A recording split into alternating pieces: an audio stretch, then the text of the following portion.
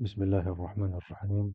الحمد لله رب العالمين والصلاة والسلام على أشرف الأنبياء والمرسلين نبينا محمد وعلى آله وصحبه أجمعين أما بعد. Donc nous poursuivons notre lecture des 40 hadiths de l'imam Abu Zakaria محي الدين يحيى ibn Sharaf an-Nawawi الدمشقي الشافعي رحمة الله عليه رحمة واسعة. Nous sommes arrivés au hadith numéro 19 الحديث التاسع عشر عون الله وحفظه لدى الله عز وجل et sa protection. عن عبد الله بن عباس رضي الله عنهما قال: كنت خلف رسول الله صلى الله عليه وسلم يوما فقال: يا غلام إني أعلمك كلمات احفظ الله يحفظك احفظ الله تجده تجاهك إذا سألت فاسأل الله وإذا استعنت فاستعن بالله واعلم أن الأمة لو اجتمعت على أن ينفعوك بشيء لم ينفعوك إلا بشيء قد كتبه الله لك وإن اجتمعوا على أن يضروك بشيء لم يضروك إلا بشيء قد كتبه الله عليك رفعت الأقلام وجفت الصحف رواه الترمذي وقال حديث حسن. وفي رواية غير الترمذي: احفظ الله تجده أمامك تعرف إلى الله في الرخاء يعرفك في الشدة واعلم أن ما أخطأك لم يكن ليصيبك وما أصابك لم يكن ليخطئك واعلم أن النصر مع الصبر وأن الفرج مع الكرب وأن مع العسر يسرا. Donc d'après Abdullah ibn Abbas, radhiyallahu anhuma, il a dit: un jour je me trouvais derrière le prophète sallallahu alayhi wa sallam. Il me dit: ô jeune homme. Al-Ghulam, c'est un jeune homme, c'est un enfant aussi également. C'est un enfant. Ya Ghulam, je vais t'apprendre quelques paroles. Montre-toi attentif envers Allah Azza wa Jal et Allah te protégera. Montre-toi attentif envers Allah et tu le trouveras à tes côtés. Si tu demandes, c'est-à-dire si tu as besoin de demander quoi que ce soit, demande à Allah. Si tu as besoin d'aide, demande-la auprès d'Allah. Sache que si toute la communauté se réunissait pour t'apporter un quelconque bienfait, tu ne profiteras que de ce que Allah Azza wa Jal a inscrit pour toi. Et à l'inverse, si elle s'unissait pour te nuire, elle ne pourrait le faire que dans la mesure où cela a été décrété par Allah. Désormais, les plumes de la destinée sont rangées et l'encre des feuilles est séchée. Rapporté par Tirmidhi qui dit que le hadith est bon et authentique. Dans une autre version, autre que celle de Tirmidhi, on trouve: montre-toi attentif envers Allah et tu le trouveras devant toi. Rappelle-toi Allah dans l'aisance, il se rappellera de toi dans la gêne. Sache que ce qui t'a manqué ne t'était pas destiné. Sache que le triomphe accompagne la patience, que le soulagement, que le soulagement fait suite à l'affliction et que la facilité suit la difficulté. C'est un hadith qui est azim jiddan, comme on va le voir dans l'explication de ce qu'a dit par les mashayikh. Il y a pas mal de choses à profiter justement de ce hadith comme leçon et enseignement bénéfique. Commentaire. Grand 1. L'importance du hadith. Al-Hafidh ibn Rajab. Donc Al-Hafidh ibn Rajab, c'est un grand savant, c'est un savant hanbali. Il a écrit un livre qui s'appelle Jami' al-Ulum wal-Hikam, la somme des sciences et des sagesses, dans lequel il a fait l'explication des 40 hadiths. Donc Al-Hafidh ibn Rajab, rahimahullah ta'ala, a dit dans son livre intitulé La somme des sciences et des sagesses que ce hadith contient des précieuses recommandations et des règles universelles qui relèvent des choses les plus importantes de la religion, à tel point qu'un savant a dit à son sujet: j'ai médité ce hadith, il m'a tellement étonné que j'ai failli m'étourdir. Il est à déplorer qu'il soit ignoré et que l'on essaie si peu d'en comprendre le sens. Allahu Akbar. Tout c'est pour montrer l'importance de ce hadith.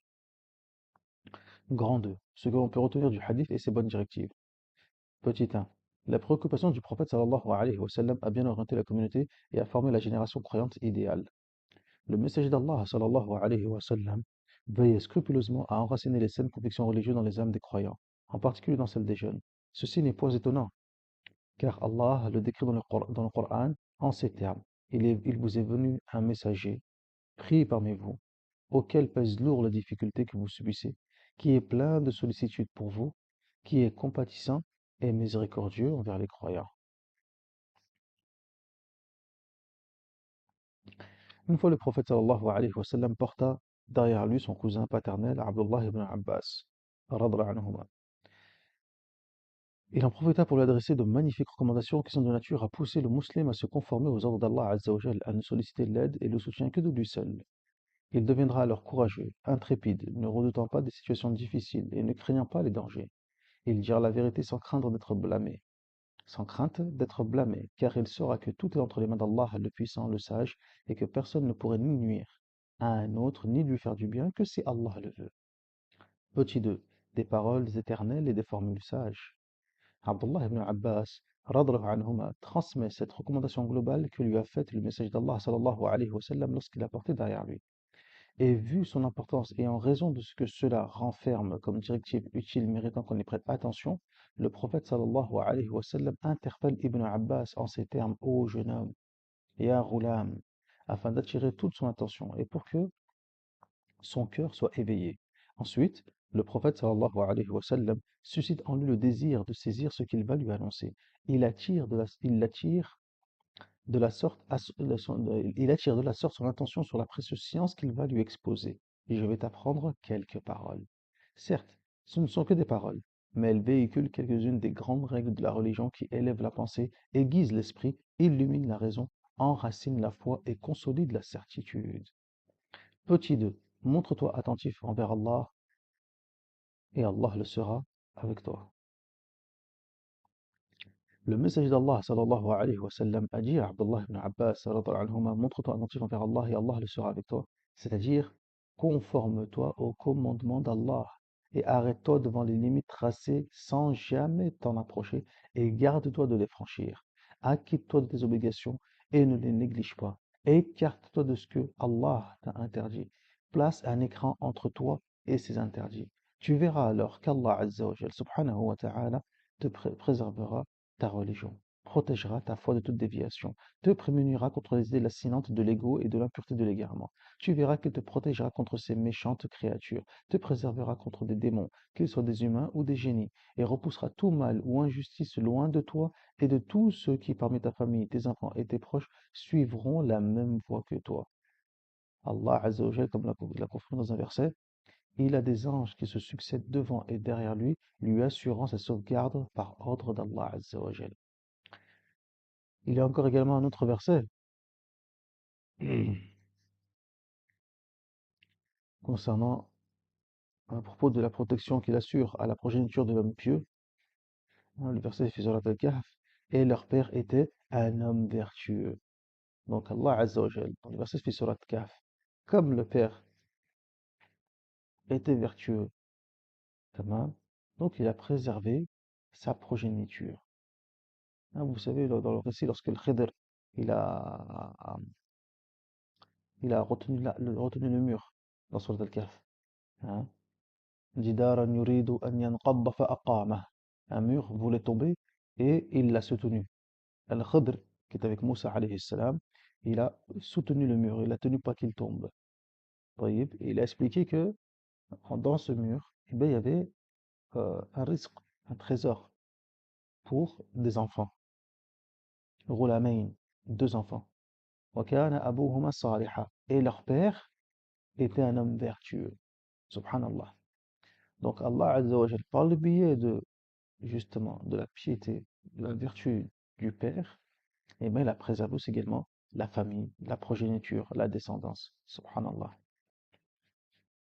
Si tu te montres attentif envers Allah dans ce monde, dans ce bas monde, il en fera de même à ton égard dans la vie dernière. Il te protégera contre le feu et te préparera un paradis qui a la largeur des cieux et de la terre, aménagé rien que pour les pieux. Comme dans le verset, hâtez-vous vers une absolution de votre Seigneur et un paradis ayant la largeur des cieux et de la terre, ayant été aménagé pour les gens pieux. Les anges t'appelleront en t'accueillant et en t'honorant, comme dans le verset, voilà ce que l'on vous promet à vous et à tous ceux qui ne cessent de revenir à Allah et à qui veillent jalousement à l'observance de leurs obligations religieuses. Ceux, ceux qui ont craint le très miséricordieux sans le voir et qui sont venus avec un cœur entièrement porté à notre obéissance. Entrez-y en toute sécurité. C'est là le jour de l'immortalité. Ils y sont, ils y ont ce qu'ils désirent. Et nous avons bien plus encore. Subhanallah. Comme disent les Machaïrs, ce sera l'accomplissement de la bonne nouvelle que Allah Azza wa Jal t'a annoncée sur terre. Comme dans le verset, ceux qui sont revenus au droit chemin, qui adorent et louent, c'est-à-dire qui adorent et qui louent Allah Azza wa Jal, qui parcourent la terre, qui s'inclinent et se prosternent, qui prescrivent ce qui est communément approuvé et proscrivent ce qui est communément réprouvé, qui veillent au respect des limites d'Allah Azza wa Jal et annoncent la bonne nouvelle aux croyants. Ah, fin du verset. Le message d'Allah sallallahu alayhi wa sallam a enseigné à ses compagnons d'implorer Allah tabaraka wa ta'ala pour qu'il les protège. Al-Bukhari et Muslim ont rapporté que le prophète sallallahu alayhi wa sallam commanda à Al-Bara ibn Azib radallahu anhu de faire cette invocation avant de dormir. Seigneur, si tu prends mon âme, fais-le miséricorde, fais-lui miséricorde. Si tu la laisses, protège-la au moyen de ce avec quoi tu protèges tes serviteurs vertueux. Fin du hadith. Ibn Hibban, rahimahullah ta'ala, de son côté, a rapporté dans son sahih, d'après Ibn Umar, radallahu anhuma, que le prophète sallallahu alayhi wa sallam lui a appris son invocation. Oh Allah, garde-moi en islam quand je suis debout. Garde-moi en islam quand je suis assis. Garde-moi en islam quand je m'endors. Ne réponds pas aux vœux malfaisants de mon ennemi ou de celui qui m'envie. Donc tout ceci ici, les mashayikh, notamment Cheikh Mustafa Dib al et Cheikh Muhyiddin Misto, donc ceux qui ont écrit le commentaire des 40 hadiths, ici, ils ont développé et expliqué la parole du prophète sallallahu alayhi wa sallam. Ihfadillah, yahfadak. Ihfadillah, yahfadak. Subhanallah. طيب. Littéralement, c'est préserve Allah et Allah te préservera. Eux, ils ont ici dans la maison d'édition El-Nour, ils ont traduit cela par montre-toi attentif envers Allah et Allah le sera avec toi. Mais littéralement, Yahfadillahi, yahfadak, c'est protège Allah ou préserve-le et lui te préservera. Et lui te préservera. Yahfadak. Mais quel est le sens? Comment préserver Allah? Est-ce qu'Allah Azza wa Jalla a besoin de notre protection? Est-ce qu'Allah tabaraka wa ta'ala, a besoin que nous le préservons? Non, là n'est pas le sens. Le sens est exactement comme l'ont expliqué les mashayikh et les ulama ici à l'instant. C'est dans le sens conforme-toi au commandement d'Allah tabaraka wa ta'ala. C'est ça que tu dois préserver. Ce sont les commandements d'Allah Azza wa Jalla subhanahu wa ta'ala. Ihfadillah, c'est-à-dire ihfad awamirillah. Donc, le fait de préserver Allah Azza wa Jalla, c'est préserver ses commandements. C'est s'y conformer comme il se doit. C'est s'éloigner de ses interdits. S'arrêter devant les limites tracées sans jamais t'en approcher, ni les franchir. Tout ce qui a été expliqué tout à l'heure par les machères. Et en résultat de ça, la natija, le résultat c'est quoi donc? Yahfadak. Allah yahfadak. Allah Azza wa Jalla, lui, il te préservera. Il te protégera. Tamam? Comme on a pu le voir. Aussi bien toi, mais qu'est-ce qu'on a dit aussi également? Hein? Toi, ta famille, tes enfants, tes proches, et ce par ton biais. Ça, tu peux être une cause à ce niveau-là, pour l'ensemble de ta famille, de tes proches. Subhanallah. Comme on a vu dans Surat Al-Kahf. مثلا, l'exemple de Surat Al-Kahf. طيب يا إخوان. Jamil. Petit 4. Le secours et le soutien d'Allah, tabaraka wa ta'ala. Allah est aux côtés de celui qui respecte ses commandements. Il l'aide et le secourt. Il couronne de succès ce qu'il entreprend et le guide vers le droit chemin à chaque fois que les ténèbres s'épaississent et qu'il se trouve dans une mauvaise situation. Sois attentif envers Allah et Allah sera à tes côtés. C'est-à-dire qu'il est là en gardien, et protecteur, en assistant et soutien. C'est ce que confirme ce verset du Coran. Certes, Allah est avec ceux qui l'ont craint pieusement et ceux qui sont bienfaisants. Qatada, rahimahullah ta'ala, a dit, Qatada fait partie des a'immat al-salafam, le tabi'in. Rahimahullah ta'ala a dit, celui qui craint pieusement Allah, Allah sera avec lui. Et si Allah est avec lui, il aura de son côté le clan le plus invincible, le gardien qui ne dort jamais, le guide qui n'égare point. Fin de citation. Cependant, le secours d'Allah Azza wa Jal et son soutien restent tributaires de l'accomplissement de ses prescriptions et de l'éloignement de ses interdits. Celui qui obéit à Allah, Allah le secourt et le soutient dans sa tâche. Quant à celui qui désobéit, il l'abandonne et il l'avilit. Comme dans le verset, ô vous qui avez cru, Si vous soutenez Allah, il vous soutiendra et raffermira vos pas. Amen. يا أيها الذين آمنوا إن تنصروا الله ينصركم ويثبت أقدامكم في سورة محمد. Ô vous qui avez cru, si vous soutenez Allah, si vous secourez Allah, littéralement c'est secourir Allah, al-Nasr. إن تنصروا الله ينصركم. Allah vous secourra. ويثبت أقدامكم. Et il raffermira vos pas. Subhanallah. Mais ça veut dire quoi secourir Allah Azza wa Jal? Allah n'a pas besoin de notre secours. Allah n'a pas besoin de notre aide. C'est encore une fois se conformer à ses ordres, subhanahu wa ta'ala. C'est ça secourir Allah Azza wa Jal, subhanahu wa ta'ala. طيب, c'est se conformer à ses ordres. Tamam? Wa hakada. Par contre, celui qui ne s'y conforme pas, eh bien Allah, il l'abandonne, il l'avilit. ومن أعرض عن ذكري فإن له معيشة ضنكا ونحشره يوم القيامة أعمى قال رب لما حشرني أعمى وقد كنت بصيرا إلى آخره في سورة طه. Dans la surah Taha, la numéro 20, Allah dans le verset nous dit clairement, nous dit Allah tabaraka wa ta'ala, وَمَنْ أَعْرَضَ عَنْ ذِكْرِي فَإِنَّ لَهُ مَعِيشَةً ضَنْكًا. Celui qui se détourne de mon rappel. وَمَنْ أَعْرَضَ عَنْ ذِكْرِي. C'est quoi le rappel d'Allah Azza wa Jal? C'est ça, sa religion, ses ordres, ses interdits, son din, l'islam, le Coran. Donc celui qui se détourne complètement de cela, فَإِنَّ لَهُ مَعِيشَةً ضَنْكًا. Il aura une vie exécrable, une vie de dank. Dank, c'est quand tout se resserre contre toi.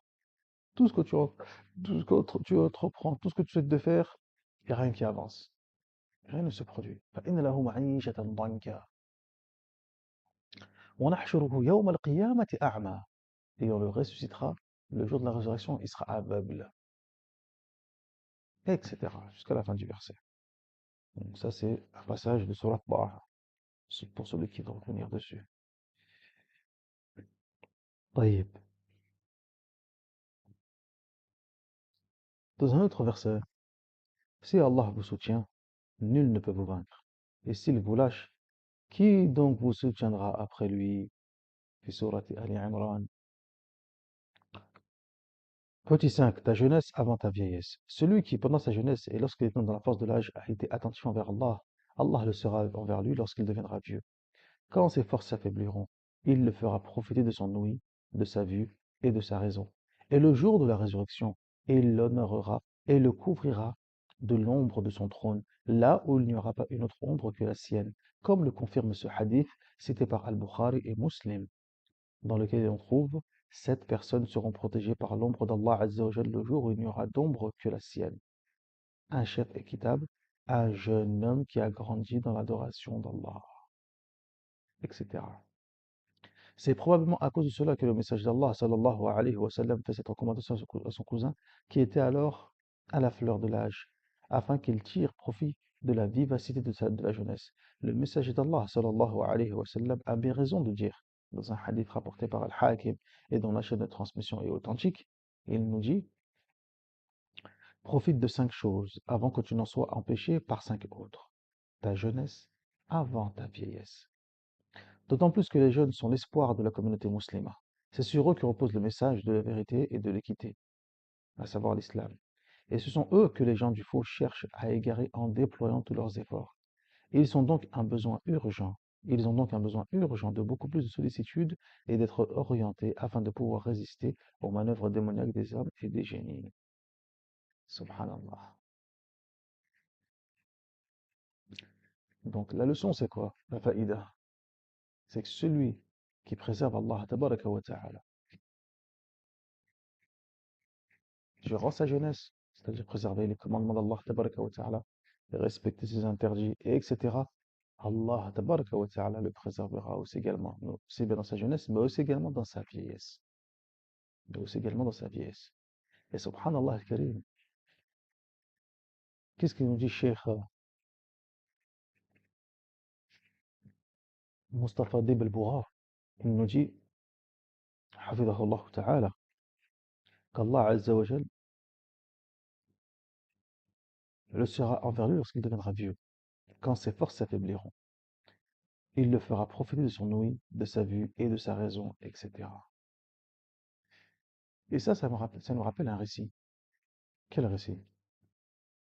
Le récit de ce grand savant, le Cheikh Al-Allama Al-Qadi Abu Shuja' Ahmed ibn al-Hussein Al-Asfahani Al-Abbadani Al-Shafi'i rahmatullahi alayhi rahmatan wasi'a.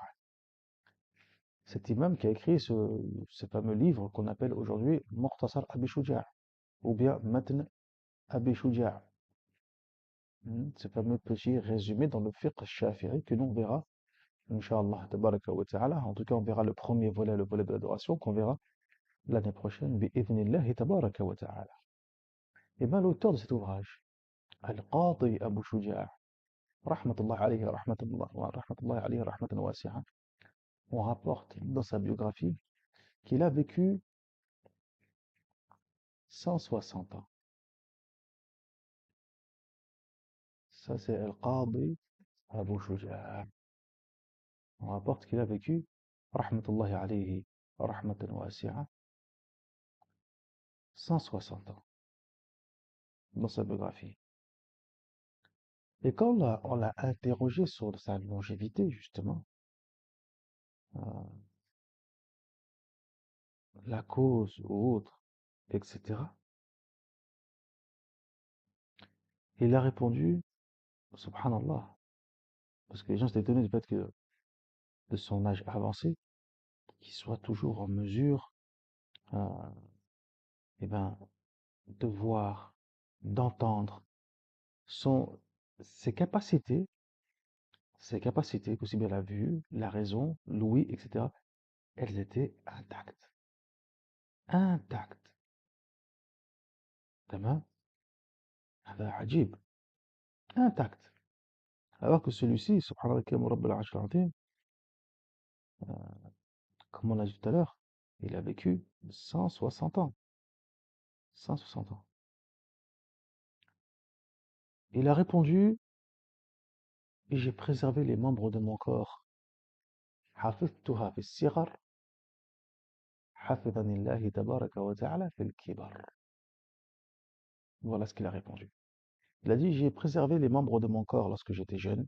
Je les ai préservés. Lorsque j'étais jeune, alors Allah Azza wa Jal les a préservés une fois que je suis vieux. Allahu Akbar. Ihfadillahi yahfadak. Le hadith, ni plus ni moins. Ihfadillahi yahfadak. Voilà un exemple concret où on n'est pas tout simplement dans l'espérance ou dans l'espoir ou un exemple concret, physique, avec le Qadi Abu Shuja', rahimahullah ta'ala. Subhanallah. Tamam. 160 ans, comme l'a mentionné Abu Tahir al-Sulafi. Subhanallah. Donc, qu'est-ce qu'il dit? J'ai préservé les membres de mon corps en étant jeune. Donc, mes mains, mes forces, mon ouïe, ma raison, ma bouche, etc. Tout. Eh bien, Allah Azza wa Jalla les a préservés une fois que les a préservés pour moi une fois que je suis vieux. Subhanallah. Rahmatullah alayhi, rahmatullah wasi'a. On poursuit. Petit 6. Les serviteurs reconnaissants méritent le secours et l'aide d'Allah Azza wa Jal. Le croyant qui obtient la protection, le soutien et la sollicitude d'Allah tabaraka wa ta'ala n'est autre que le serviteur reconnaissant qui se rend compte des bienfaits d'Allah Azza wa Jal sur lui. C'est lui qui connaît Allah comme il sied.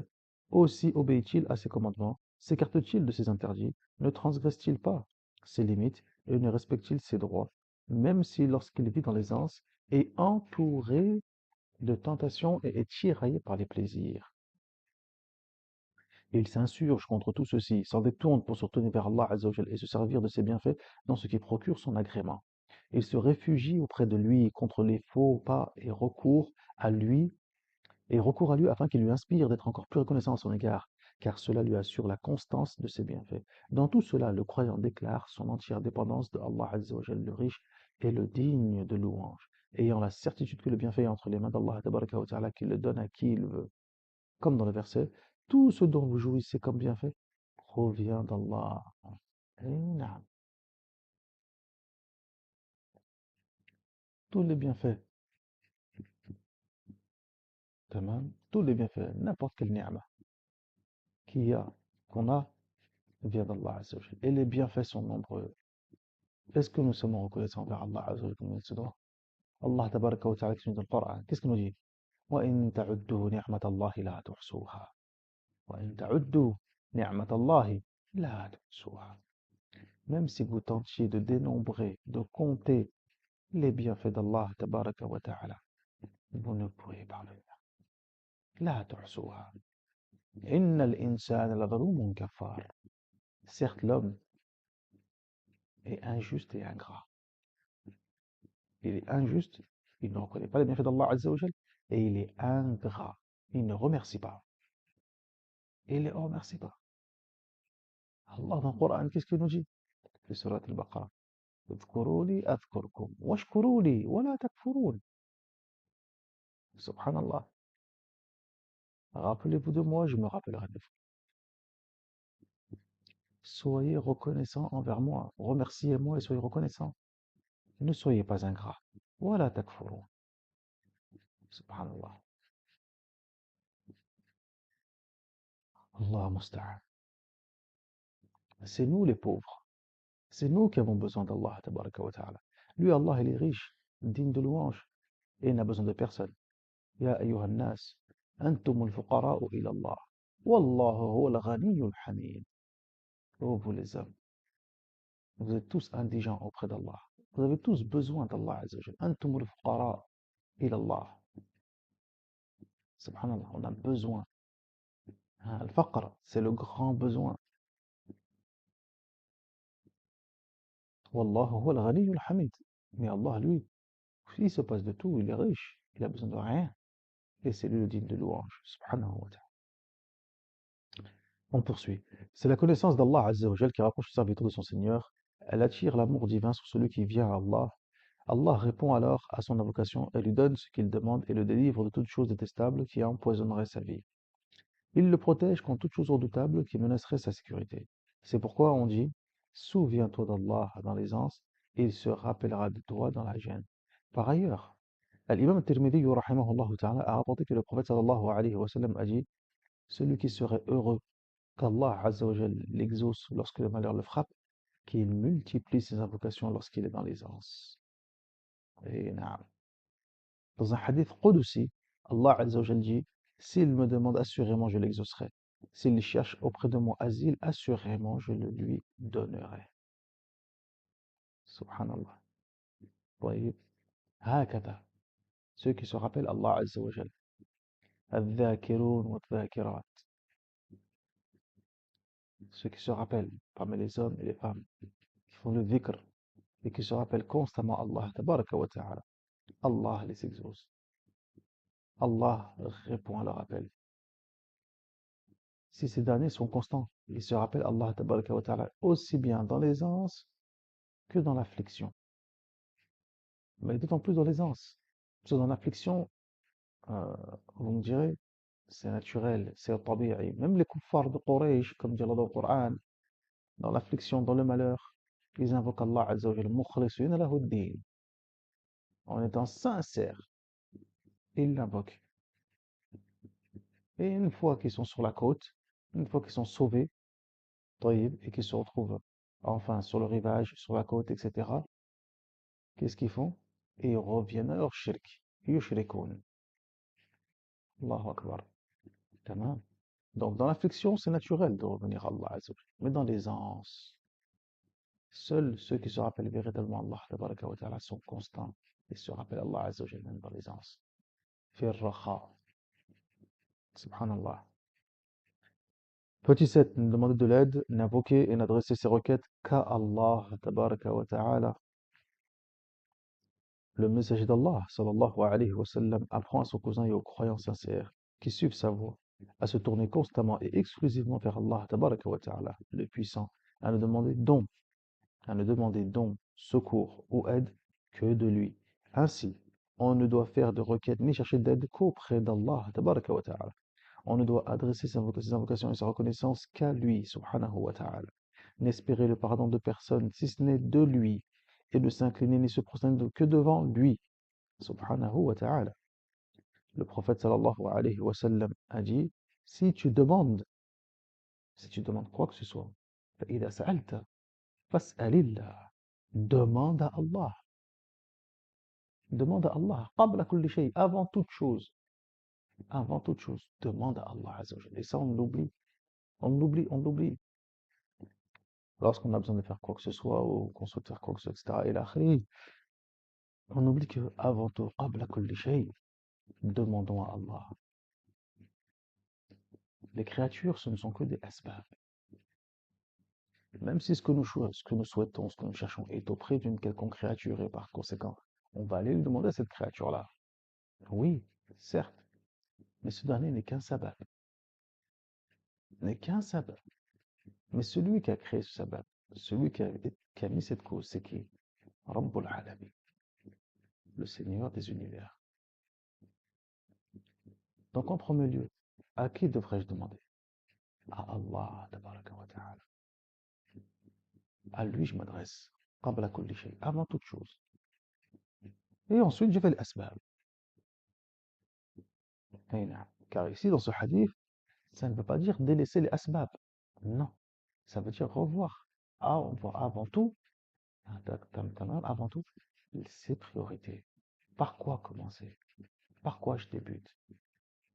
Avant tout, qabla kulli shay, par Allah Azza wa Jalla subhanahu wa ta'ala. Et ensuite, je fais l'asbab. Et le premier sabab, c'est me tourner vers Allah Azza wa Jalla. Allahu Akbar. Tamam.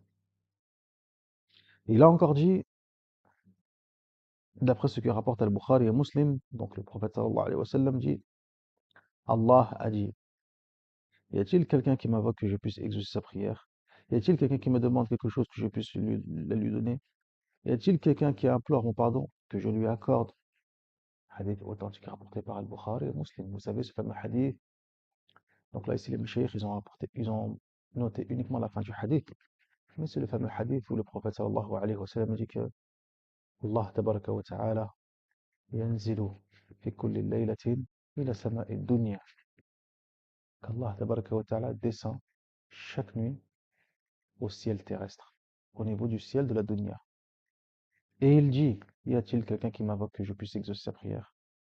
Y a-t-il quelqu'un qui me demande quelque chose que je puisse la lui donner? Y a-t-il quelqu'un qui implore mon pardon que je lui accorde? Donc tout ça pour dire qu'avant tout, qabla kulli shay, adresse-toi à Allah Azza wa Jal. C'est à lui qu'il faut que tu adresses tes requêtes, avant tout. Petit 8.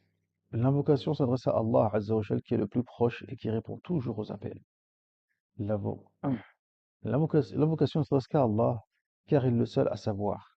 Non, il est le seul à avoir dit, invoquez-moi et je répondrai à votre appel. Fadhkuruni adhkurkum. Parce que c'est lui qui loue ses serviteurs.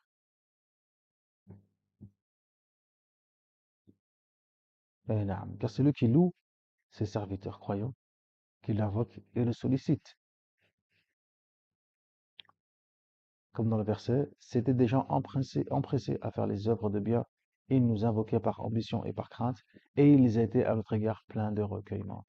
إنهم كانوا يسارعون في الخيرات ويدعوننا رغبا ورهبا وكانوا لنا خاشعين.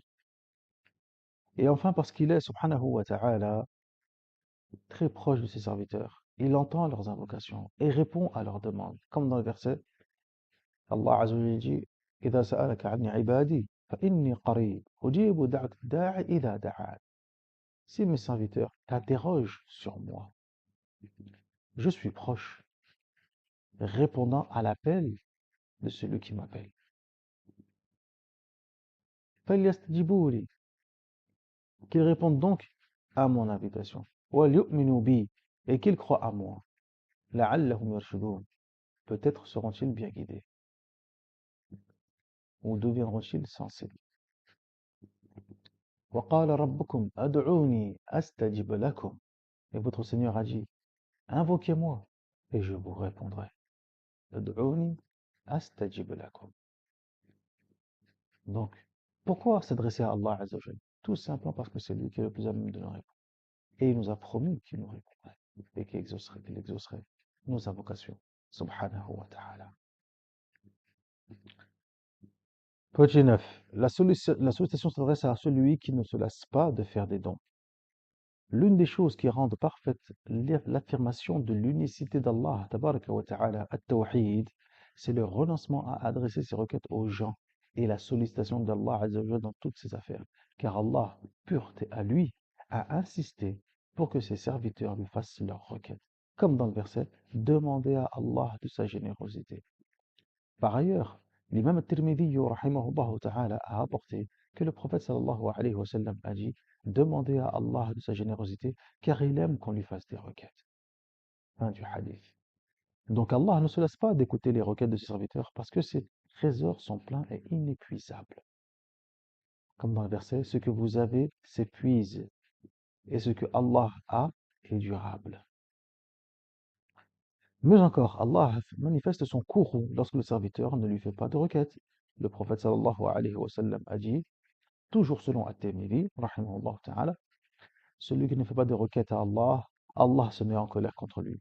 Que chacun d'entre vous demande donc à son Seigneur tout ce dont il a besoin, même la lanière de ses sandales quand elle se coupe. Fin du hadith. Allahu Akbar. On lui demande toutes choses à Allah subhanahu wa ta'ala. Et Allah aime qu'on lui demande. Subhanahu wa ta'ala. Et lui demander et l'invoquer, c'est une adoration, ya ikhwan. Comme dans le hadith du prophète sallallahu alayhi wa sallam, ad-du'a'u huwa al-ibada.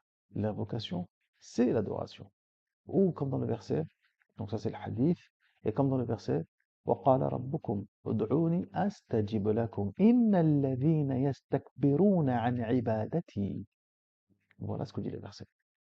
Et votre Seigneur a dit, invoquez-moi, ادعوني, dua, faites des dua, invoquez-moi, et je vous répondrai. Quant à ceux qui s'enflent d'orgueil face à mon adoration. Aïwa. Donc, le dua, il appelait le dua adoration. Il appelait dua adoration. Inna alladhina yastakbiruna an ibadati. Sayadkhuluna jahannam dakhirin. Ils rentreront en enfer humiliés. Oui. Après tout, après tout ceci, pourrait-on faire des requêtes à l'homme qui, de nature, se lasse et se met en colère lorsqu'on lui demande quelque chose? Qu'Allah fasse miséricorde à celui qui a dit ne demande pas au fils d'Adam alayhi salam ce dont tu as besoin. Sollicite plutôt celui dont les portes ne se referment jamais. Allah exprime sa colère quand tu renonces à le solliciter, alors que le fils d'Adam s'irrite quand il est sollicité. Allahu Akbar. Vous avez vu la différence al-Kabir entre euh, l'omnipotent, le généreux et la créature. Allah tabaraka wa ta'ala se met en colère quand on ne lui demande pas. Par contre, l'être humain, lui, se met en colère quand on lui demande. Allahu Akbar. Petit 10. Solliciter quelqu'un en dehors d'Allah Azza wa Jalla est à la fois avilissement et humiliation. Lorsqu'il est demandé quelque chose aux gens, ceux-ci peuvent aussi bien accepter que refuser de donner. Quand ils donnent, ils se plaisent à rappeler ce qu'ils ont remis. Et quand ils s'y refusent, ils humilient. Et tout cela blesse l'âme du musulman et lui cause du dégoût et de la peine, le ravale et entame sa dignité. C'est pourquoi il arrive au prophète sallallahu alayhi wa sallam de demander à celui qui venait prêter serment de devenir musulman de s'engager à ne rien demander aux gens. Nombre de compagnons ont pris cet engagement, notamment Abu Bakr, Abu Dharr, Thawban et Auf ibn Malik, radallahu anhum. Aucun d'eux, comme l'ont signé les musulmans, Abu Daoud et d'autres traditionnistes, ne demandait à autrui, par exemple, de lui ramasser la cravache qui tombe de ses mains ou l'anneau nasal qui se détache de sa chamelle. Rien. Subhanallah. Petit 11. L'aide ne doit être sollicitée que du puissant invincible. L'aide ne peut être demandée qu'au puissant capable d'apporter son assistance. Le serviteur a besoin d'aide dans toutes ses affaires, qu'elles soient grandes ou petites. Or, aucun, hormis Allah, ne peut lui apporter cette aide, car tout autre que lui n'est en mesure ni de repousser le mal qui l'assaille, ni d'attirer vers lui le bien. Ainsi, le secouru est celui qu'Allah Azzawajal aide. Quant au perdant, c'est celui qu'Allah Azzawajal lâche. Comme dans le verset, si Allah vous soutient, nul ne peut vous vaincre, et s'il vous lâche, qui donc vous soutiendra après lui? Fin du verset. Plus encore, les cœurs des hommes sont entre les mains d'Allah Azza wa Jal. Il en fait ce qu'il veut. C'est lui qui inspire à l'homme l'action d'aider son prochain ou de s'en abstenir. Il ne reste donc plus qu'à s'en remettre au véritable agent, car c'est lui seul qui donne, protège et comble de ses bienfaits. C'est lui l'obligeant, l'appui suffisant. Comme dans le verset, celui qui s'en remet à Allah, Allah lui suffit. تمام. أيوة. ومن توكل على الله فهو حسبه. Celui qui place sa confiance en Allah Azza wa Jal, Allah lui suffit. C'est constamment vers lui seul et en toute occasion que l'homme doit se tourner. Iyyaka na'budu wa iyyaka nasta'in. C'est toi que nous adorons et à toi que nous demandons assistance. Petit 12. Demander assistance à autre qu'Allah Azzawajal est une abjection et une faiblesse.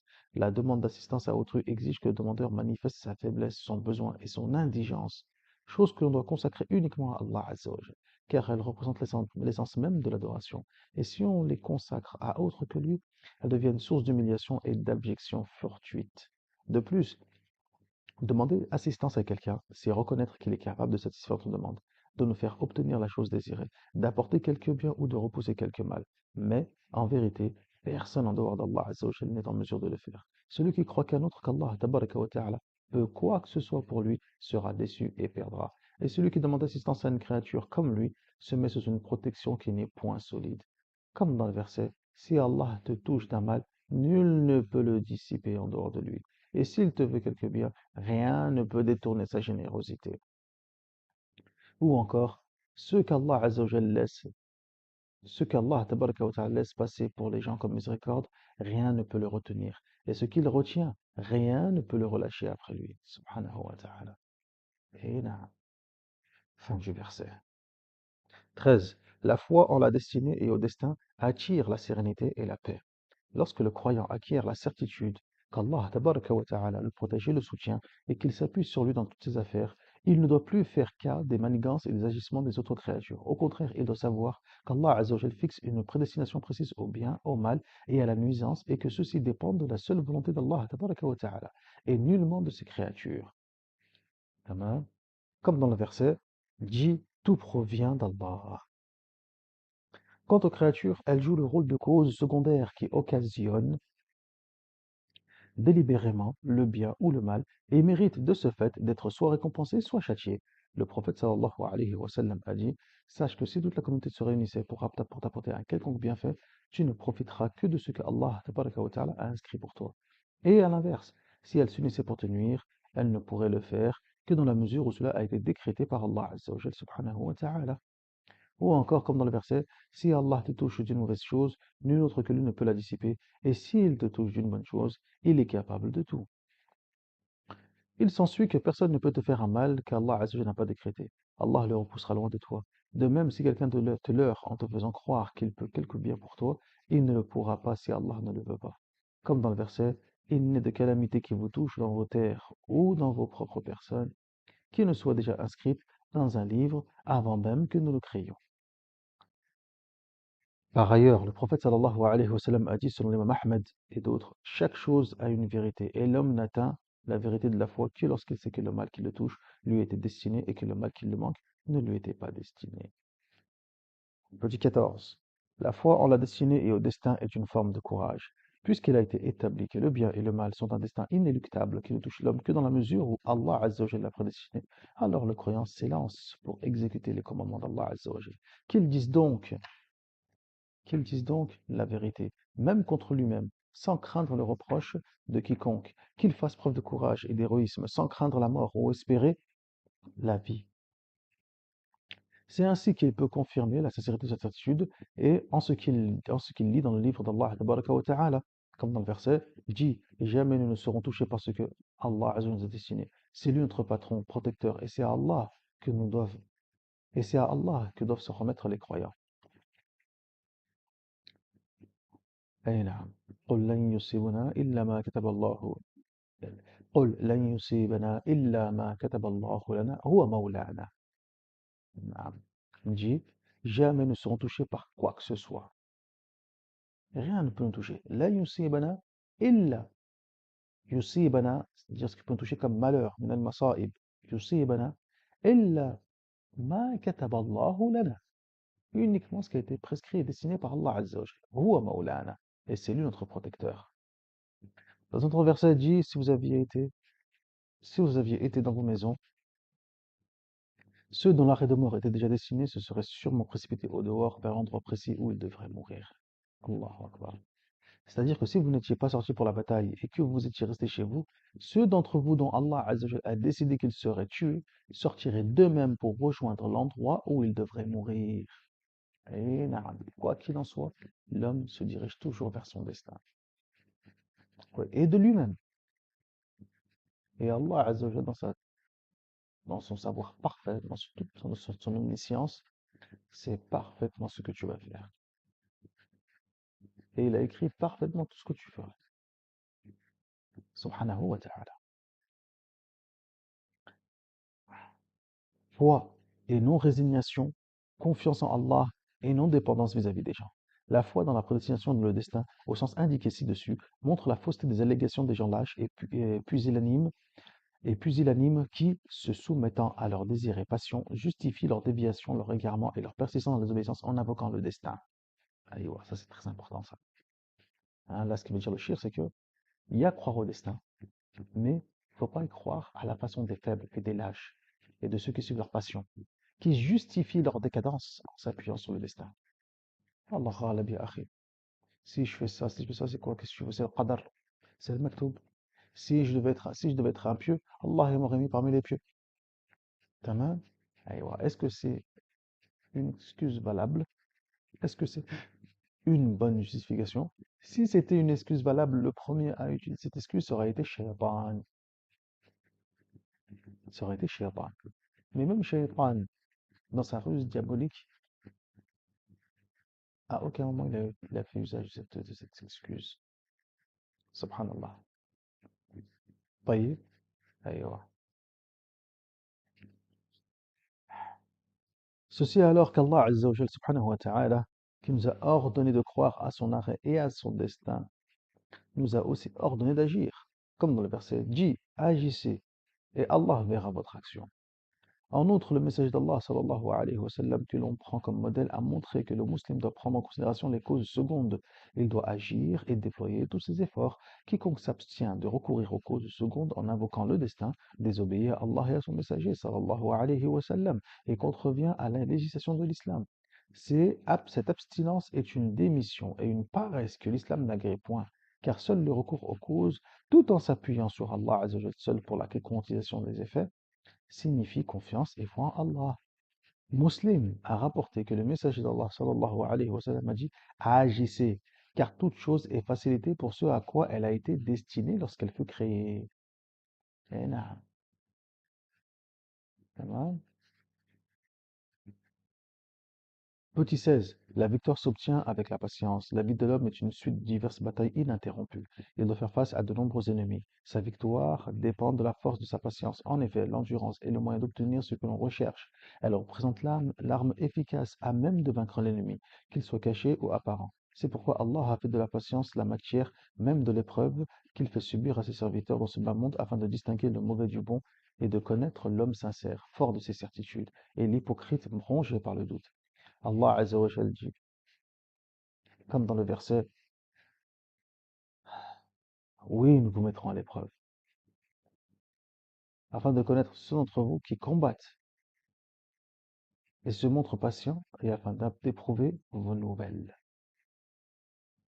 Ou dans le verset, vous serez certainement éprouvés dans vos biens, dans vos personnes, et vous entendrez sûrement de la part de ceux qui ont reçu le livre avant vous, et des associateurs des vexations abondantes.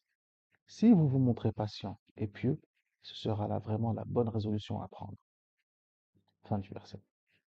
C'est-à-dire que la patience est la bonne résolution que tout homme doué de raison doit prendre et à laquelle il doit s'habituer. Ceci à cause de la plénitude de la vertu et de la grandeur qu'elle renferme. Allah Azza wa Jal, comme dans le verset, qu'est-ce qui est mentionné? Ceux qui sont endurants dans la misère, la maladie et au plus fort du combat. Tamam. La patience, selon la définition qu'on lui donne, est la maîtrise de l'ego, de sorte qu'il se conforme aux exigences de la raison et de la loi en matière de prescription et d'interdiction. En parcourant les versets du Coran et les hadiths du prophète sallallahu alayhi wa sallam, on remarque que le terme patience est évoqué à plusieurs occasions dans lesquelles il exprime la même signification qui lui a été donnée ci-dessus. Il vise un seul et même objectif et aboutit au même résultat, à savoir le succès et le triomphe. Parmi ces occasions, on peut citer la patience dans l'obéissance à Allah et dans la renonciation au péché. Exécuter les commandements d'Allah tabaraka wa ta'ala et renoncer à ce qu'il a défendu est une responsabilité qui pèse quelque peu sur l'ego de l'homme. Et on a besoin de fournir des efforts continus pour espérer terrasser son véritable ennemi, à savoir l'ego, les passions et shaytan. Comme dans le verset, l'âme bestiale est vraiment instigatrice de mal. Ou encore le verset, ne suis pas la passion, sinon elle t'égarerait de la voie d'Allah. Ou encore l'autre verset, shaytan est pour vous un ennemi, prenez-le donc comme ennemi. De tels ennemis cachés cherchent à séduire et à tenter l'homme. Ils lui embellissent l'amour des choses désirables, le renoncement à l'obéissance et l'inclination à la désobéissance, sans jamais se fatiguer ni s'affaiblir. C'est pourquoi l'homme doit fournir un effort pour les arrêter et pousser son âme à l'obéissance et rendre sa passion tributaire de la législation divine. Ce qui nécessite de faire preuve de patience, d'endurance et de déployer des efforts. Allah Azza wa Jal, à ce sujet, mentionne dans le verset: suis ce qui t'a été révélé et patiente jusqu'à jusqu'à ce qu'Allah Azza wa Jal, subhanahu wa ta'ala, prononce son jugement et il est le meilleur des juges. Ou encore dans le verset: Seigneur et maître des cieux, de la terre et de ce qu'il y a entre eux, adore-le et arme-toi de patience dans son adoration. Subhanallah.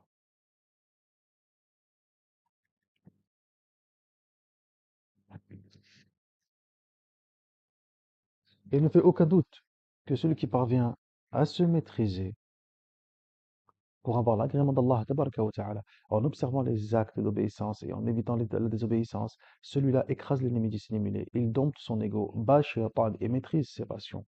Ce triomphe n'a pas d'équivalent car il permet à l'homme d'être maître de lui-même, totalement libéré des passions qui le tenaient captif et des mauvaises pensées inspirées par shaitan. Une fois la bataille contre l'ennemi intérieur remportée, la vérité s'illumine dans le cœur du croyant et il peut alors emprunter la voie qui le mènera à Allah Azza wa Jal. Comme dans le verset, ceux qui auront lutté pour notre cause, nous leur indiquerons nos voies. وَالَّذِينَ جَاهَدُوا فِينَا لَنَهْدِيَنَّ سُبُلَنَا. Subhanallah. Pour sa part, le message d'Allah sallallahu alayhi wa sallam dans le hadith de Muslim, qu'est-ce qu'il dit? La patience est une lumière. وَالصَّبْرُ ضِيَاءٌ. La patience est une lumière. Petit b, la patience devant le malheur. L'homme s'expose dans cette vie à des catastrophes qui peuvent s'abattre sur lui, ses biens, sa famille, ses parents, ou qui peuvent menacer sa sécurité et perturber sa sérénité. Il ne fait aucun doute que cela produit un impact impressionnant sur lui et que cela le remplit de désespoir. Comme l'indique ce verset, mais dès que le malheur le touche, le voilà dans un désespoir infini. L'impatience et l'inquiétude le gagnent et le dominent, comme dans le verset, l'homme s'affole vite de par sa création. Dès que le mal le touche, il perd patience. Fin du verset. Celui qui se trouve dans cet état est un homme défait qui ne peut se frayer un chemin vers la victoire dans ce bas monde. C'est pourquoi Allah Azza wa Jal stimule les volontés des croyants afin qu'ils résistent aux malheurs qui surviennent inévitablement et qu'ils se placent au-dessus des stades de faiblesse et de défaillance pour ouvrir devant eux le chemin du succès en s'armant de patience qui est à la base qui est à la base de la grandeur et le secret de la réussite. Comme dans le verset, nous vous éprouvons sûrement un tant soit peu par la peur, la famine, la réduction des biens, des personnes et des récoltes, et annoncent la bonne nouvelle aux patients. Ceux qui, lorsqu'une calamité les touche, disent, nous appartenons à Allah et c'est à lui que nous devons retourner. Ceux-là ont sur eux des bénédictions de leur Seigneur, ainsi qu'une miséricorde, et ce sont ceux-là les bien guidés. Il ne fait de doute que ce sont ceux-là qui sont les bien guidés sur le chemin de la dignité et de l'honneur, surtout ceux d'entre eux qui se montrent patients au premier choc. Et oui, comme dans le hadith du prophète sallallahu alayhi wa sallam, la patience n'est digne de ce nom que si elle se manifeste au premier choc. Comme l'a dit le prophète sallallahu alayhi wa sallam dans le hadith rapporté par Al-Bukhari et Muslim. إنما الصبر في الصدمة الأولى. إنما الصبر في الصدمة الأولى. La patience, elle est au premier instant, au premier moment, au premier choc. طيب. Ils en sortent victorieux et abordent la vie avec courage et détermination et transforment la calamité qui s'abat sur eux en un bien dont ils tirent profit dans ce bas monde et dans la vie dernière. Pour eux, qu'il s'agisse de calamité ou de bienfaits, ils adoptent toujours l'attitude adéquate. Le prophète sallallahu alayhi wa sallam a dit que l'affaire du croyant est étonnante. Son affaire ne comporte pour lui que du bien, et cette faveur n'appartient qu'au croyant. S'il est l'objet d'un événement heureux, il remercie Allah, et c'est là pour lui une bonne chose. S'il est victime d'un malheur, il l'endure avec patience, et c'est là encore pour lui une bonne chose, rapporté par Muslim. Le messager d'Allah sallallahu alayhi wa sallam nous a donné un merveilleux exemple de patience lorsque sa fille lui envoyait quelqu'un pour lui annoncer que son fils était dans l'agonie de la mort. et pour lui demander de venir le tenir compagnie. Et le prophète sallallahu alayhi wa sallam envoie quelqu'un lui présenter son salut et lui dire ce que Allah Azza wa Jalla a pris lui appartient. Et c'est à lui qu'appartient toujours ce qu'il a donné. Tout chez lui est lié à un terme assigné à l'avance. Prends donc patience et espère en la récompense d'Allah tabaraka wa ta'ala.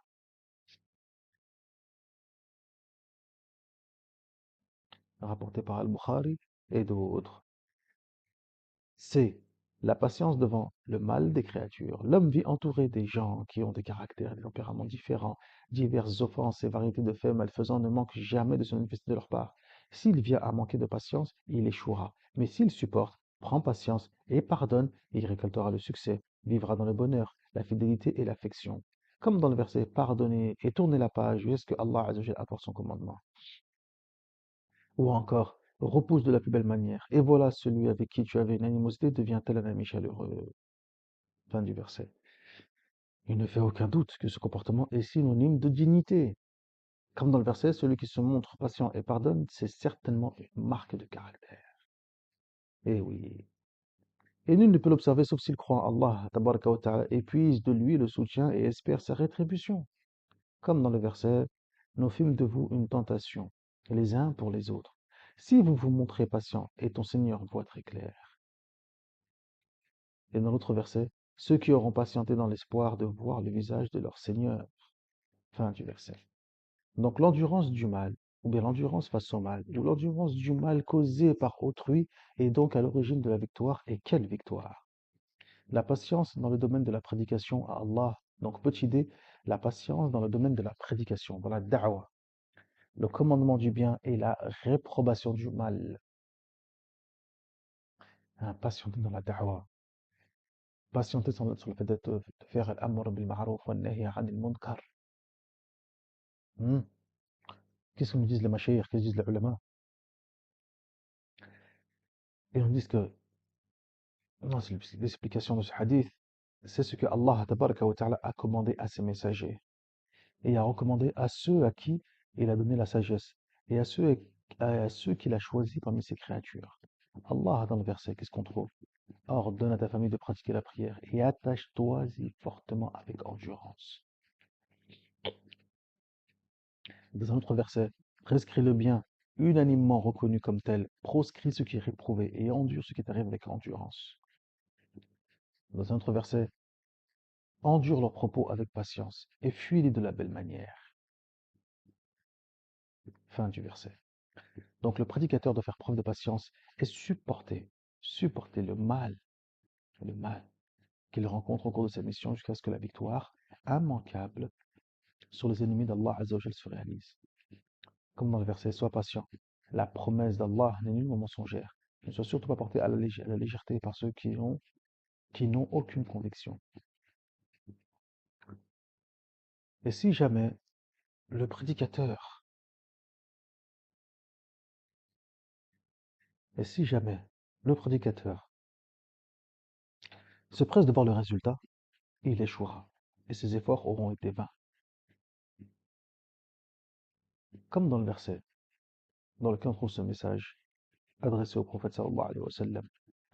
Patiente, comme ont patienté ceux des messagers à la grande force de caractère, et ne te montre pas trop pressé de les voir subir leur châtiment. واصبر كما صبر كما صبر أولو العزم من الرسل ولا تستعجل لهم. Et نعم. Donc patiente, comme ont patienté les messagers à la grande force de caractère, ou l'azm. Qui sont ces messagers à la grande force de caractère? Ils ont dit, les ulama, ils ont expliqué cela en disant que ce qui est visé par cela, ce sont 5 messagers. Ulul azm. Il s'agit là de 5 messagers.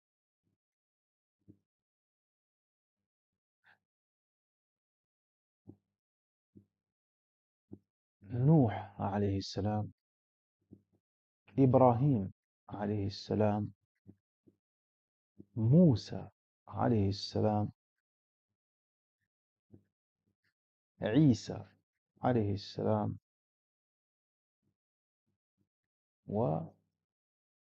Nabiyyina Muhammad sallallahu alayhi wa sallam. Donc ces 5 messagers sont ce qu'on appelle ulul azmi min ar-rusul. طيب, ce qu'on appelle les messagers à la grande force de caractère.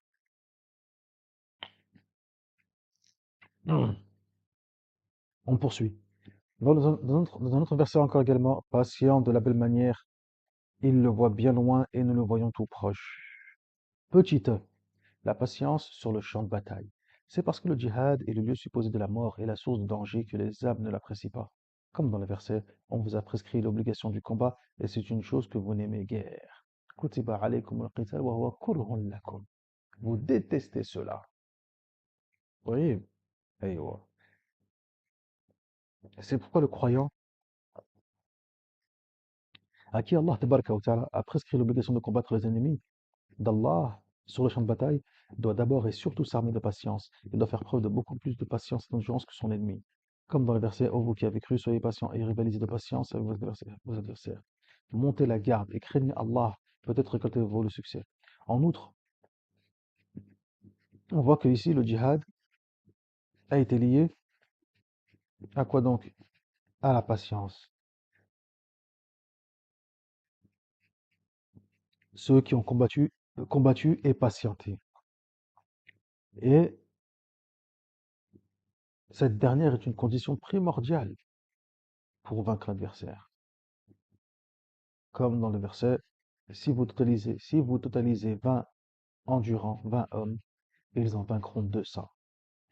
Puis dans le verset 66 du même chapitre, il allège la charge des croyants. Si donc vous totalisez une centaine d'hommes endurants, ils en vaincront 200. Il en fait également une condition pour mériter son soutien et le renfort de ses anges. Comme dans le verset, bien plus encore, si vous vous montrez patient et pieux et que vos ennemis viennent à vous maintenant, votre Seigneur vous renforcera même de 5 milliers d'anges guerriers. Fin du verset. Allah Azza wa Jalla a aussi fait de la patience et de ses alliés une condition pour avorter les manigances des incroyants, faire échouer leurs desseins et pour les empêcher de nuire à ses alliés. Comme dans le verset, si vous êtes patient et pieux, leurs intrigues ne vous nuiront en rien. Allah entoure de toutes parts ce qu'ils font. Fin du verset. Inversement, l'échec peut être le lot des croyants et Allah peut les abandonner s'ils manquent de patience, surtout si d'autres facteurs s'y ajoutent. Comme dans le verset, ô vous qui avez cru, quand vous rencontrez un clan, tenez bon et prononcez abondamment le nom d'Allah Azza wa Jal. Peut-être récolterez-vous le succès. Obéissez à Allah Azza wa Jal et son messager et ne vous disputez point, sinon vous prêteriez courage et votre ardeur s'en irait à jamais. Soyez patients, Allah est certes avec ceux qui patientent. Fin du verset. Nous rencontrons souvent dans le Coran ces expressions Allah aime les patients, Allah est avec les patients. Et oui, Allah a déclaré qu'il appartient aux disciples des messagers d'Allah d'endurer avec patience l'homicide et les blessures qui les touchent sur le champ de bataille et de ne pas faiblir et s'humilier. Ceci est une condition pour qu'Allah Azza wa Jalla les aime et leur vienne en aide. Comme dans le verset, combien de fois un prophète a vu combattre à ses côtés beaucoup de disciples, ceux-ci ne fléchirent pas à cause de ce qui les atteignait dans le sentier d'Allah, ils ne faiblirent pas et ils ne cédèrent point. Et Allah aime les endurants. Fin du verset. Les fruits de la patience. Ceux qui précèdent révèlent que l'agrément, la sérénité, la sensation de bonheur, la concrétisation de la grandeur et de la dignité et du bien, le mérite et du soutien, de l'aide et de l'amour d'Allah Azzawajal sont quelques-uns des fruits de la patience. Et en plus de tout cela, il y a le fruit éschatologique, à savoir le délice permanent que l'on obtient en abondance et sans subir de jugement. Comme dans le verset, seuls les patients reçoivent leur salaire pleinement et sans compter, subhanallah, sans compter. Dans un paradis dont la superficie égale, enfin du verset, dans un paradis dont la superficie égale celle des cieux et de la terre réunis où l'on sera accueilli par des anges obéissants, comme dans le verset, les jardins d'Éden où ils entrent ainsi que tous ceux de leurs géniteurs, de leurs épouses et de leurs enfants qui ont été de bons croyants, et les anges entrent là où ils sont par toutes portes. Salut à vous pour ce que vous avez enduré. Quelle belle destinée que la demeure du paradis. Fin du verset. Tout cela sera couronné par l'absolution, le succès et l'agrément qu'Allah Azzawajal accordera aux croyants patients. Comme dans le verset, je les ai récompensés aujourd'hui, je les ai récompensés aujourd'hui pour ce qu'ils ont enduré avec patience en faisant d'eux les gagnants. Ou encore dans l'autre verset, et annonce la bonne nouvelle aux patients, ceux qui, lorsqu'une calamité les touche, disent, nous appartenons à Allah, et c'est à lui que nous devons retourner. Fin du verset. C'est là une très grande victoire que Allah Azza wa Jal accorde à ses serviteurs croyants. Le jour où ni argent, ni enfant ne seront d'aucun secours, sauf pour celui qui viendra à Allah Azza wa Jal avec un cœur saint. C'est pour cela que la patience est la meilleure chose qui puisse être donnée à l'homme. Le prophète sallallahu alayhi wa sallam en effet dit, nul n'a reçu de don meilleur et plus abondant que celui de la patience. Et le hadith, il est sahih. Et là. 17. La délivrance suit nécessairement l'affliction. L'homme peut, au cours de sa vie, être touché par toute une série de calamités et de malheurs et subir toutes sortes d'épreuves. Naam. Il peut avoir la vie dure et atteindre un état où la tristesse et le chagrin s'accaparent de lui, et où il sombre dans la peine. En vérité, tout cela constitue autant d'épreuves auxquelles Allah Azza wa Jalla soumet le croyant afin de lui faire mériter l'entrée au paradis. S'il réussit l'examen, se montre patient, en comptant sur la récompense d'Allah Azza wa Jalla, ne se lasse pas, ne désespère pas, se persuade que les péripéties de son existence sont décrétées par Allah Azza wa Jalla, s'y résigne et s'y abandonne, à ce moment-là, la providence divine le touche. Allah le délivre de son affliction et de toute gêne. Il connaîtra en outre le triomphe éclatant dans ce bas monde et dans la vie dernière. C'est à ce moment-là que le croyant pieux se rend compte que la lumière jaillit toujours au fond des ténèbres, comme la pluie se dégage des nuages obscurs.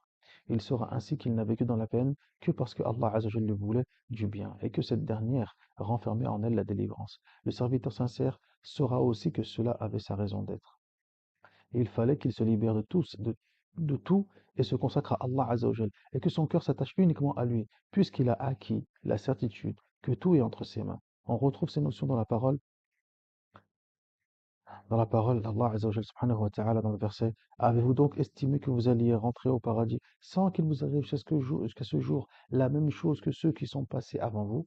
Ils furent en fait touchés par les calamités et la misère, et ils furent tellement ébranlés que le messager et ceux qui avaient cru avec lui dirent: Quand donc viendra le soutien d'Allah pour notre victoire? Le soutien d'Allah est certainement tout proche. Dans un autre verset, c'est lui qui fait descendre la pluie bienfaisante après qu'ils en aient désespéré, qui déploie sa miséricorde. Fin du verset. Cette notion est évidente dans l'histoire de Ka'b ibn Malik radhiyallahu anhu, et de deux de ses compagnons lorsqu'ils désertèrent à l'expédition de Tabouk. À son retour à Médine, l'envoyé d'Allah sallallahu alayhi wa sallam ordonna de les boycotter. Cela les avait fortement affligés jusqu'à ce que, comme cela est mentionné dans le verset, jusqu'à ce que la terre, avec tout son espace, devint autour d'eux bien étroite, qu'ils se sentirent à l'étroit dans leur propre personne et qu'ils furent convaincus s'il n'y avait d'autre refuge d'Allah, d'autre refuge d'Allah qu'auprès de lui. Dans le Coran, sur la Tauba, dans le Coran, sur la Tauba, le numéro 9, verset 118. S'ensuivit alors la délivrance et la miséricorde d'Allah, tabaraka wa ta'ala, tamam, comme dans le verset à la suite. Puis il les ramena au droit chemin pour qu'ils reviennent. C'est certes Allah qui ramène au droit chemin et qui est le miséricordieux par excellence. Toujours le verset, Surat 9, Tauba, verset 118. Par ailleurs, on retrouve dans les histoires du Coran qui relatent la dissipation des situations affligeantes des prophètes et des élus d'Allah Azza wa Jalla lorsque celles-ci atteignaient leur paroxysme, mais également dans l'assistance d'Allah dont Allah tabaraka wa ta'ala a gratifié le message d'Allah sallallahu alayhi wa sallam et ses compagnons radhiyallahu anhum dans de pareilles situations. On retrouve ce qui incite à être confiant dans la miséricorde d'Allah tabaraka wa ta'ala. À chaque fois que le malheur s'intensifie, que la difficulté nous presse et que la peine se fait plus forte. 18. La gêne et l'aisance. On remarque que les différentes notions du hadith sont cohérentes. Elles sont liées les unes aux autres. Ainsi, la gêne engendre l'affliction. Quant à l'aisance, elle constitue l'une des portes de la délivrance. Et chacune de ces notions nécessite de la patience et de l'endurance, ce qui aboutit nécessairement à la victoire et au triomphe. Tout cela relève du bienfait et de la miséricorde dont Allah tabaraka wa ta'ala comble ses serviteurs. En effet, c'est lui qui a établi cette loi, qui a fait que la gêne soit obligatoirement suivie par l'aisance ou bien liée à elle. Comme dans le verset, Allah vous fera après vos difficultés une situation facile. Ou encore dans l'autre verset, chaque situation difficile est accompagnée d'une situation aisée. Oui, chaque situation difficile est accompagnée d'une situation aisée. C'est pourquoi Allah n'a prescrit à ses serviteurs que ce qui comporte de l'aisance. Comme dans le verset, Allah ne vous ne vous veut pas la gêne, mais il vous veut l'aisance et la facilité. Fin du verset. Il les a donc dispensés de tout ce qui comporte une difficulté. Comme dans le verset, il ne vous impose dans la religion aucune cause de gêne ou d'embarras. Fin du verset.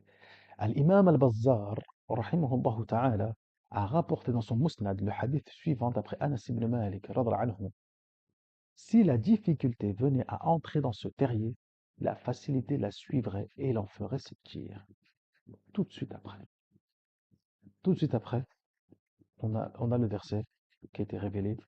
Chaque situation difficile est accompagnée d'une situation aisée. Oui, chaque situation difficile est accompagnée d'une situation aisée. Inna ma'a usri yusra.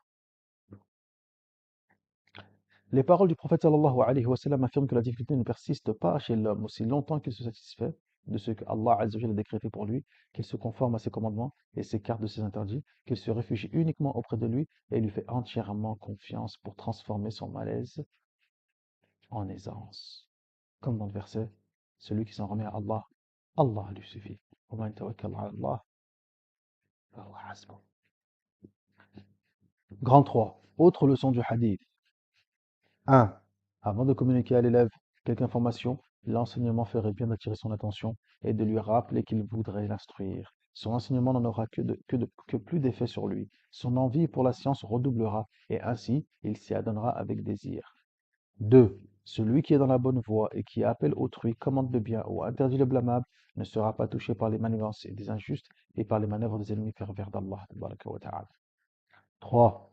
Le musulman se doit d'accomplir son devoir, il doit s'acquitter des actes d'obéissance, renoncer aux actes blâmables, commander le bien et interdire le blâmable. Ceci sans prêter oreille à ceux qui, n'ayant qu'une foi et une certitude faible, lui font redouter les obstacles, car ce qu'Allah Azza wa Jalla a décrété pour lui va nécessairement le toucher.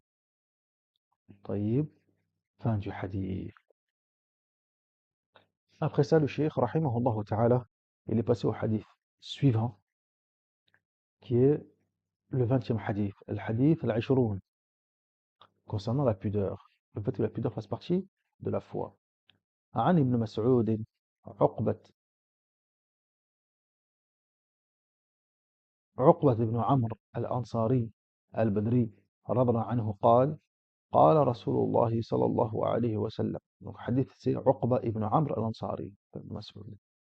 عن عقبة بن عمرو الأنصاري البدري رضي الله عنه قال قال رسول الله صلى الله عليه وسلم إن مما أدرك الناس من كلام النبوة الأولى إذا لم تستحي فاصنع ما شئت رواه البخاري. Donc selon Uqba ibn Amir, ibn Amr, عفوا, selon Uqba ibn Amr al-Ansari radhiyallahu anhu, le messager d'Allah sallallahu alayhi wa sallam a dit, fait partie de ce que les gens ont retenu comme parole des premiers temps de la prophétie, si tu n'éprouves aucune pudeur, alors agis comme tu l'entends. Rapporté par Al-Bukhari. Commentaire. Grand 1. Importance du hadith. Si la pudeur consiste à s'interdire de faire ce qui est répréhensible, à se sentir le cœur serré au moment d'accomplir quelque chose ou de s'en abstenir de crainte d'être décrié, si tel est son sens, alors appeler à s'emparer et à s'y conformer n'est en fait qu'une incitation à s'interdire toute désobéissance et tout mal. De plus, la pudeur est une des bonnes qualités à laquelle les gens tiennent. En être démuni est, pour eux, un défaut et une imperfection. La pudeur est aussi un signe de l'achèvement et de la perfection de la foi. Ceci est confirmé par ces hadiths rapportés par Al-Bukhari et Muslim. La pudeur est une des branches de la foi. Et encore, la pudeur ne peut procurer que du bien. Fin du hadith. Mieux encore, l'islam, dans la plupart de ses lois et directives, est un appel constructif au bien et à la vérité, un appel fervent et sincère au rejet de ce qui est blâmable et répréhensible. C'est d'ailleurs pour cette raison que l'imam al-Nawawi, rahimahullah ta'ala, a sélectionné ce hadith et l'a inclus dans son recueil des 40 hadiths. Et il a dit à son sujet, il est l'axe de l'islam, c'est-à-dire le pivot de ses règles juridiques. Ainsi, on ne renonce pas aux choses prescrites par pudeur. On ne s'approche pas non plus des choses dont il est demandé de s'abstenir, par pudeur. Quant aux choses autorisées, il est possible d'y renoncer ou de les faire par pudeur. Le hadith a donc englobé les 5 catégories de règles législatives. Grand 2. Ce que l'on peut retenir du hadith et de ses bonnes directives. 1. L'héritage des prophètes. La pudeur est l'essence des bons caractères et le plus puissant motif d'accomplissement du bien et de renoncement au mal. C'est pourquoi elle représente un des legs des anciens prophètes qui n'a pas été abrogé, comme le furent leurs législations. Les gens l'ont à tour de rôle transmise les uns aux autres à travers les siècles en tant qu'héritage légué par le messager d'Allah. Elle s'est répandue et les gens s'y sont attachés jusqu'à ce qu'elle soit arrivée à la première génération de la communauté musulmane. Notre communauté est bien l'héritière de tous les prophètes et envoyés, comme Allah Azza l'a décrété et comme l'indique clairement le Coran. Il est par conséquent notre devoir de nous attacher à ce don divin qu'est la pudeur, de s'emparer et de s'en imprégner. Ainsi, le legs de tous les prophètes demeurera présent en nous et emplira la vie et les esprits de bien et de vérité jusqu'à la fin des temps. Subhanallah. Petit 2, le sens du hadith. Les savants ont donné à ce hadith 3 significations. La première, il s'agit d'un commandement qui véhicule en fait une menace. C'est comme si le prophète sallallahu alayhi wa sallam disait, si tu n'as aucune pudeur, agis donc comme tu l'entends. Mais sache qu'Allah te rétribuera alors en conséquence. On retrouve ce genre de commandement dans le Coran, comme dans le verset, lorsque celui-ci est adressé aux impies, faites ce que vous voulez. La deuxième explication, ou la deuxième signification, il s'agit d'un commandement qui prend le sens d'information. L'on connaît le hadith du prophète sallallahu alayhi wa sallam qu'il prenne sa place en enfer, c'est-à-dire il a pris sa place en enfer. Dès lors, l'acception du hadith devient celui qui n'a pas de pudeur fait ce qu'il veut, car c'est la pudeur qui empêche de faire les vilainies. Et une personne qui n'a pas de pudeur se plonge dans la turpitude et le blâmable. Troisième explication, ou troisième signification, le commandement prend le sens d'autorisation, ibaha. Autrement dit, lorsque tu veux accomplir quelque acte et que tu n'éprouves pas de pudeur, ni à l'égard d'Allah Azza wa Jal, ni à l'égard des gens, alors fais-le, car cela veut dire qu'il est autorisé, l'acte dont il n'est pas demandé de s'abstenir étant autorisé. La première signification est celle qui prévaut, bien que l'imam al-Nawawi, rahimahullah ta'ala, ait accordé sa préférence à la troisième, et qu'Abu Abd, Abu Ubaid, non, c'est pas Abu Abid, Abu Ubaid al-Qasim ibn Sallam, Ibn Qutayba, Mohammed ibn Nasr al-Marwazi est opté pour la seconde. هذا هو. نكتفي بهذا المقدار. On va s'arrêter là, Inch'Allah, tabaraka wa ta'ala. Et on poursuivra demain à 11 heures avec la suite de l'explication du commentaire de ce hadith azim. Inch'Allah, tabaraka wa ta'ala. Walhamdulillahi rabbil alamin. وصل اللهم على نبينا محمد وعلى آله وصحبه أجمعين سبحانك اللهم وبحمدك أشهد أن لا إله إلا أنت أستغفرك وأتوب إليك والسلام عليكم ورحمة الله وبركاته